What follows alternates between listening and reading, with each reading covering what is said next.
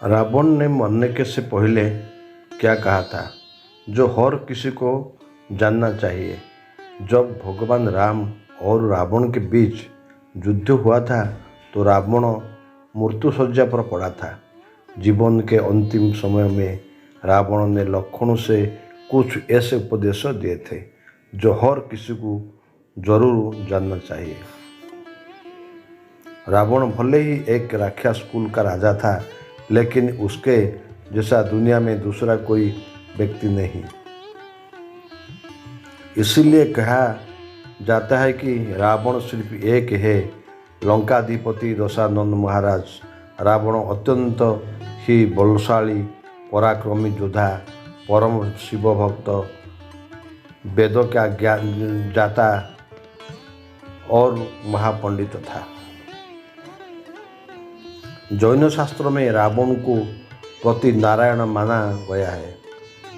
यही कारण है कि जैन धर्म के 64 शलाका पुरुषों में रावण का नाम भी शामिल है।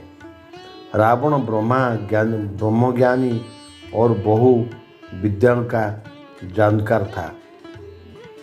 वो कोई तरह से तंत्र, सम्मोहन, इंद्रजाल और जादू जानता था। रावण के पास ऐसा विमान भी था जो अन्य किसी के पास नहीं था। इसीलिए जब रावण मृत्यु शैया पर पड़ा होता है तब भगवान राम अपने भाई लक्ष्मण को रावण को ने राजनीति और शक्ति का ज्ञान प्राप्त करने को कहा था। क्यों राम ने लक्ष्मण को रावण से शिक्षा लेने की कहा। जब राम और रावण के बीच युद्ध हुआ तो रावण की हार हुई। रावण मरणास्त्र अवस्था में था। तब भगवान राम से लक्ष्मण को रावण के शिक्षा लेने के को कहा। व्यक्ति राम भी जानते थे कि रावण इस संसार में नीति, राजनीति और शक्ति के महान पंडित थे। इसलिए राम ने लक्ष्मण से कहा कि तुम रावण के पास जाओ उसके जीवन से जुड़ी ऐसी शिक्षाएं प्राप्त करो जो तुम्हें और कोई नहीं दे सकता। भगवान राम की बात सुनकर लक्ष्मण मृत्यु शैया पर पड़े रावण के सिर के पास जाकर खड़ा हो गए।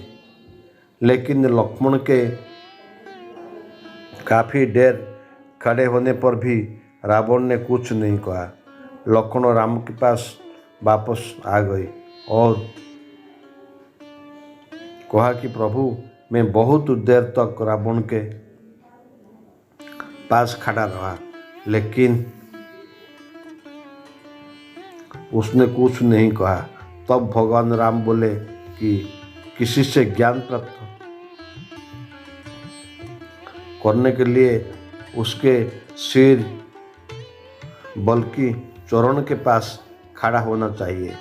इसके बाद लक्ष्मण फिर से रावण के चरण में पास जाकर खड़ा हो गए और रावण से मरने से पहले लक्ष्मण को जो बात बताई वो आज भी हर किसी को जरूरी जानना चाहिए। रावण ने मरने से पहले क्या कहा। रावण लक्ष्मण को ज्ञान देते हुए कहती है कि किसी भी शुभ या अच्छे काम के लिए देरी नहीं करना चाहिए। वही अशुभ काम के लिए जितना मोह बस करना पड़े उसे उतना टालने का प्रयास करना चाहिए। अपनी शक्ति और पराक्रम में इतना घमंड नहीं करना चाहिए या इतना अधिक अंधा नहीं होना चाहिए कि शत्रु तुच्छ लगने लगे।